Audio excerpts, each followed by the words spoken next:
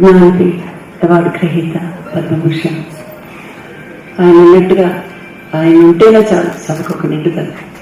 వారికి సభను అలంకరించిన వారికి ఇచ్చేసిన మీ అందరికీ కూడా నా హృదయపూర్వక వందనాలు. ఈ రోజున మంచి కార్యక్రమం, అది లైవ్ ఆర్కెస్ట్రాతో జరుగుతుందంటే ఎంత ఆనందంగా అనిపిస్తుందో. వెంకట్ నన్ను పిలిచినప్పుడు నేను వేసిన మొట్టమొదటి క్వశ్చన్ లైవ్ ఆర్కెస్ట్రా అయినా చాలా ఆనందంగా ఉంటుంది.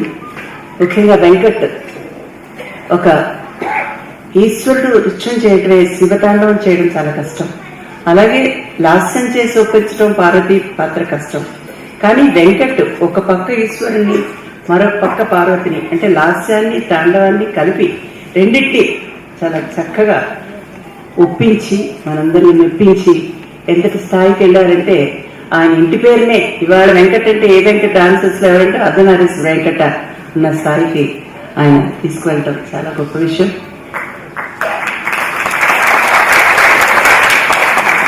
డాక్టరేట్ సంపాదించడం కానీ మరి అనేక ఇతరమైన అవార్డ్స్ కూడా ఉన్నాయి.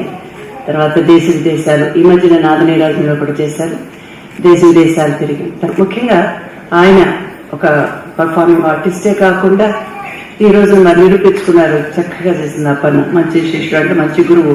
మరి ఆయన కొరియోగ్రఫీ చేసిన అంశాలు ఇవన్నీ, అంటే మంచి కొరియోగ్రాఫర్, అన్ని పాత్రలను సక్రమంగా నిర్మిస్తున్న గురువు గారిని ముందు అభినందిస్తూ, తర్వాత అపర్ణ ధూళిపాళ్ళ వారి కుటుంబం నుంచి వచ్చిందనగానే నేను అనుకున్నాను, ధూళిపాళ్ళ వారికి సంగీతం, సాహిత్యం ఇవన్నీ కూడా చాలా చక్కగా వారికి ఆ కుటుంబంలోనే వచ్చేస్తుంది. నేను వాళ్ళ అమ్మగారిని కూడా అదే అడిగాను. అపర్ణ చక్కగా పాడుతుందని కూడా విన్నాను. అలా తను ఆ కుటుంబంలోకి రావటం. ఒకప్పుడు కూచిపూడి నాట్యంలో స్త్రీలను నిషేధించారు, తర్వాత స్త్రీలు వచ్చారు. వచ్చినప్పటికీ కూడా వివాహం అయిన తర్వాత చాలా మంది ఆపేస్తున్నారు అక్కడికి.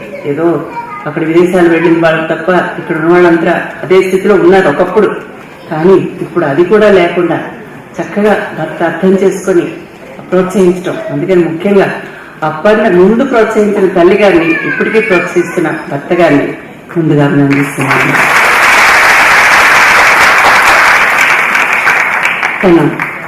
నేను 2 అంశాలు చూశాను తల్లి. చక్కగా ఎక్కడ కూడా రిథం మీద మంచి కంట్రోల్ ఉంది తనకి. ఆ చేసే ముద్రలు, అభినయం కూడా క్షేత్రయ పదం చేసింది. సాయి సంధి చూపించినప్పుడు చంద్రుడిని చూపించడం, చెకోరాలు, తర్వాత అవిసారికగా ఆ నగలన్నీ అలంకరించుకోవటం, తర్వాత తన ప్రియుడు రాలేదని తెలిసి అవన్నీ కూడా తీసేయడం చాలా చక్కటి. అంటే ఒక్కొక్కసారి ఏంటంటే మనం అంశం ముందు విడమర్చి చెప్పాల్సి వస్తుంది ఇలా ఇలా అని. కానీ తను చేస్తుంటే ఏం విడమర్చి చెప్పాల్సిన అవసరం లేదు, అన్ని ఇట్టిట్టిట్టిట్టే అర్థమైపోతుంది. అంత చక్కగా నారాయణ రెడ్డి గారు చెప్పారు. సాత్విక అభినయ గుర్తులు మనం కూచిపూడి సాత్విక అభినయం చాలా చక్కగా చేసింది. అలాగే సింహానందిని నృత్యంలో అది ఎలా ఉంటుందంటే ఒక ఫుల్ ఒళ్ళు దగ్గర పెట్టుకోవటం అంటారు. అది గురువు గారికి శిష్యురాళ్ళకి కూడా అది పరీక్ష లాంటిది. ఏ మాత్రం చిన్న తప్పు చేసినా కూడా అది వెంటనే తెలిసిపోతుంది మనకి అది చూపించినప్పుడు. అలా ఎక్కడ పొరపాటు లేకుండా కూడా అటు ఆయన కూడా ఎంత చక్కగా జత చెప్పడం, దానికి తగ్గట్టుగా అమ్మాయి చేయటం. ఇది కూచిపూడి నాట్యం కాదు. నారాయణ రెడ్డి గారు చెప్పినట్టు నవరసాల్లో ఆఖరణ అద్భుత రసం అని ఒకటి ఉంటుంది. నిజంగా అదొక అద్భుతమే. కానీ అది మనకి అంటే ఈ లయ మీద ఉన్న పట్టు కనిపిస్తుంది. చాలా చక్కగా చేసింది. నిజంగా అపర్ణాన్ని పార్వతీ దేవి తగ్గట్టుగానే ఉన్న నాట్యం. మనస్ఫూర్తిగా తను ఇంకా ఇంకా ఎన్నో ఎన్నో విజయాలు సాధించాలి.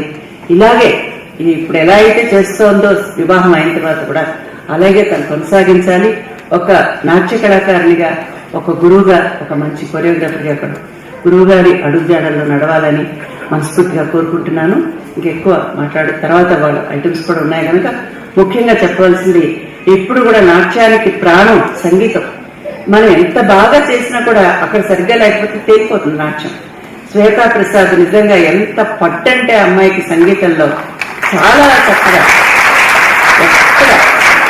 ఎక్కడ రాగ ఒక చోట సింహనందన్లో కరణాలు, తర్వాత చారులు, ఇవన్నీ మార్పులు కూడా రాగం ఒక్కొక్క పదం ఒక్కొక్క రాగంలో ఉంది అమ్మాయి. అది అలా అంటే చాలా కష్టం. తను ఆ కర్ణాటక సంగీతంలో ఉన్న నేర్పు తనంత పట్టు సాధించబట్టి ఏదైనా సరే మా ప్రోగ్రామ్స్ పాడినా కూడా ఒక్కసారి శ్వేత ఇదని చెప్తే చాలు కళ్ళు మూసుకొని పాడేస్తుంది, అంత నైపుణ్యం ఉంది శ్వేత ప్రసాద్. తర్వాత శ్రీధరాచార్య మృదంగం, వెంకటేష్ ఫ్లూట్, మురళి వయలిన్, మన వర్మ గారు మేకపుల పితామహులు, వీరందరి సహకారం ఉంటే గానీ ఒక నాట్య ప్రదర్శన రక్తి కట్టడం చాలా కష్టం. నిజంగా నాకు నాట్య మనోహరం అనేది కరెక్టో కాదో తెలియదు, కానీ నిజంగా మనోహరంగా ఉంది. మనస్ఫూర్తిగా అందరినీ అభినందిస్తాను.